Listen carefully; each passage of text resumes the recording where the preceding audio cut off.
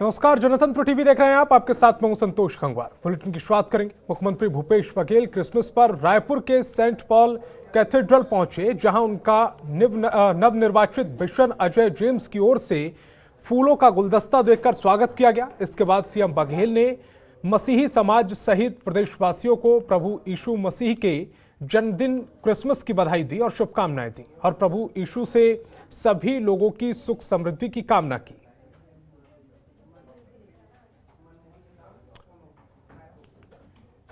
तो सीएम ने प्रदेशवासियों को ईसा मसीह के जन्मदिन को लेकर बधाइयां दी हैं, शुभकामनाएं दी हैं। विपक्ष अजय ने उनका गुलदस्ता देकर स्वागत किया। मनमोहन नेताम हमारे संवाददाता ज्यादा जानकारी के साथ फोन लाइन पर जुड़ रहे हैं। मनमोहन, आज पूरा देश, पूरी दुनिया क्रिसमस मना रहा है और इस मौके पर सीएम भूपेश बघेल भी पहुंचे।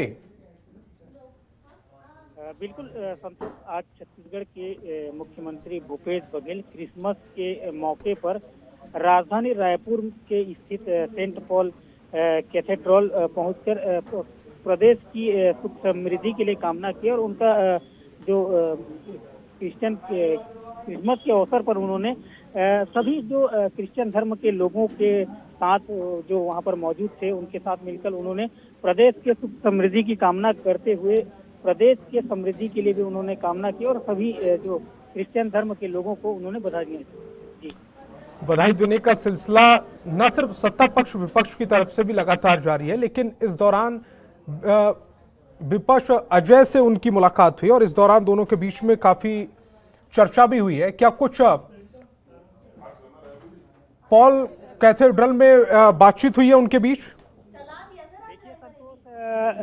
राजनीति एक अलग जगह है और धार्मिक मान्यताएं अलग जगह है, तो जाहिर सी बात है इसे हम राजनीति के चश्मे से नहीं देखेंगे, क्योंकि आज का दिन एक क्रिश्चियन धर्म के लिए महत्वपूर्ण दिन है। तो जाहिर सी बात है कि सीएम भूपेश बघेल पहुंचकर जो ईसाई धर्म के जितने भी लोग हैं उनके लिए उन्होंने कामना की और प्रदेश की सुख समृद्धि के लिए कामना की। तो इस पूरे मसले को हम राजनीति के चश्मे से नहीं देखेंगे, क्योंकि राजनीति तो आती और जाती रहती है, लेकिन धार्मिक आयोजन में जो भेंट मुलाकात होती है वो प्रदेश के सुख समृद्धि के लिए होती है। जाहिर सी बात है कि सीएम भूपेश बघेल ने इस शुभ अवसर पर प्रदेशवासियों को भी सुख समृद्धि की कामना एवं बधाइयां दी। जी मनमोहन, इस तमाम जानकारी के लिए आपका बहुत बहुत शुक्रिया। और रायगढ़ से एक बड़ी खबर मिल रही है। रायगढ़ में कोरोना विस्फोट हुआ है। जवाहर नवोदय विद्यालय में 13 छात्र कोरोना पॉजिटिव मिले हैं। 8वीं और 10वीं क्लास के छात्र कोरोना संक्रमित पाए गए हैं। 5 दिन पहले छात्रों से मिलने आए थे परिजन। कोरोना रिपोर्ट पॉजिटिव आने के बाद यह हड़कंप मचा है। तो जवाहर नवोदय विद्यालय में 13 बच्चे कोरोना पॉजिटिव मिले हैं।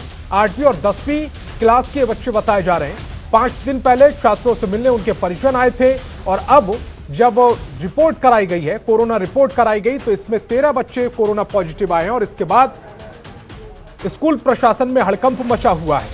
तो रायगढ़ में कोरोना विस्फोट हुआ है।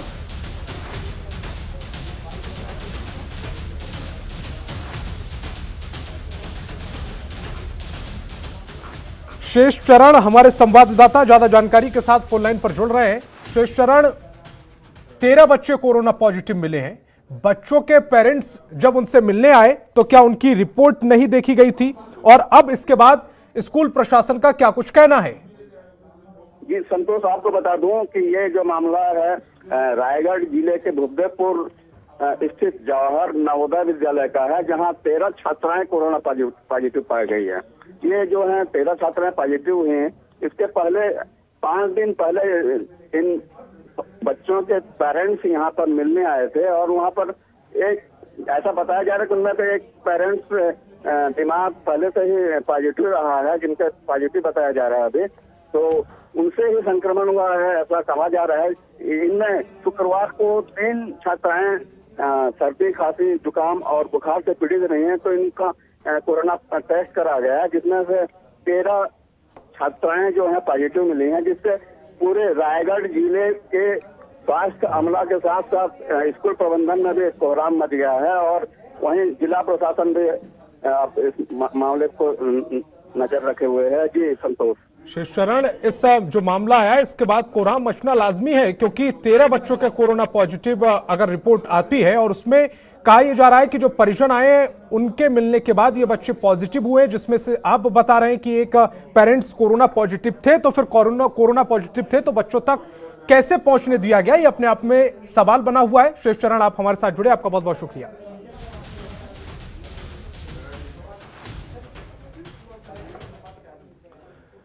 और छत्तीसगढ़ की गृह मंत्री ताम्रध्वज साहू शनिवार को कोरबा पहुंचे, जहां वह साहू समाज के कार्यक्रम में शामिल हुए। इस दौरान कांग्रेसी नेताओं ने उनका गुलदस्ता देकर स्वागत किया। इसके साथ ही मीडिया से बातचीत करते हुए उन्होंने कहा कि उनके विभाग वाले अधिकारी और कर्मचारियों के साथ बैठक किए जा रहे कार्यों के संबंध में चर्चा करेंगे और बीजेपी के पास अब आरोप लगाने के अलावा कोई और काम नहीं बचा है।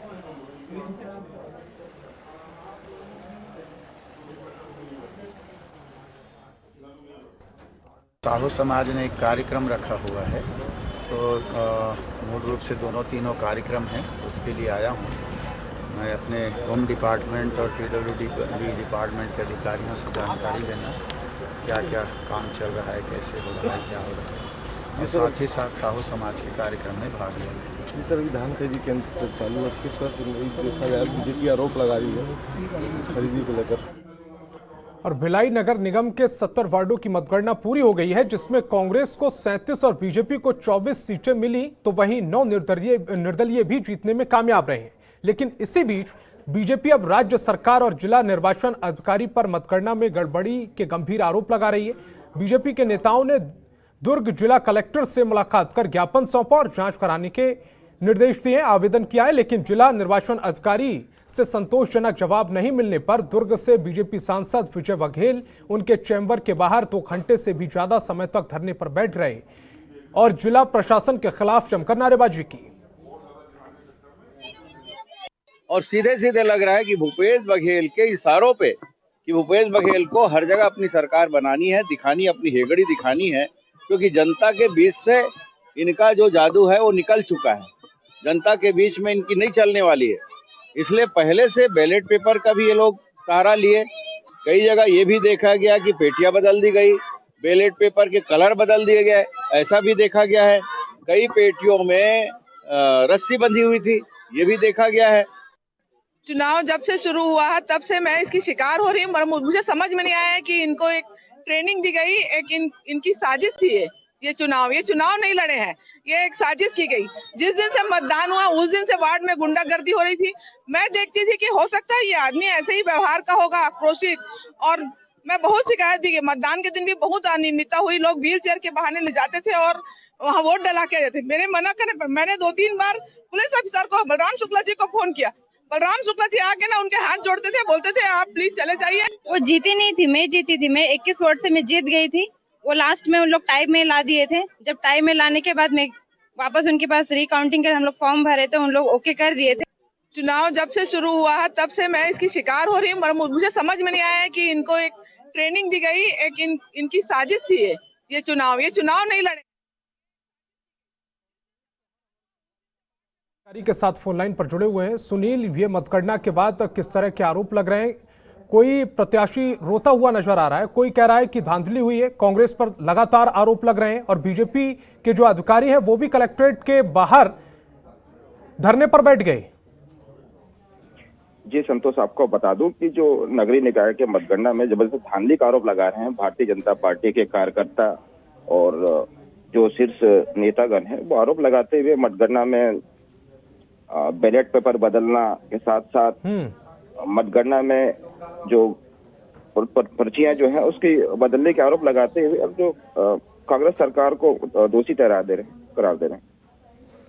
लेकिन जिस तरह से जो प्रत्याशी थे वो रोते हुए नजर आए, उन्होंने कहा कि वो जीते और उनको हराया गया है। क्या पारदर्शिता के साथ चुनाव नहीं हुए? जी, मतगणना की बात करें तो जो प्रत्याशी हैं वो सीधा कांग्रेस सरकार पर आरोप लगा रहे हैं। उनका स्पष्ट तौर पर आरोप है कि जो काउंटिंग हुई थी, जिसकी जो बैलेट पेपर में जो इनके अधिकतर वोट निकले थे, और उस बैलेट पेपर को अदली बदली करके, और साथ ही इनका आरोप है कि जो मतपत्र है जो रिजेक्ट मत पत्र है ये जीतने के बाद भी कांग्रेस हारती हुई दिख रही थी, और उस मत पत्र को बार में रिकाउंटिंग के बाद भी ऐसे मिलाने की इनकी आरोप है, इनका कहना है। सुनील, इस तमाम जानकारी के लिए आपका बहुत बहुत शुक्रिया। खबरों के निष्पक्ष विश्लेषण के लिए सब्सक्राइब करें Jantantra TV and press the bell icon. Never miss any update.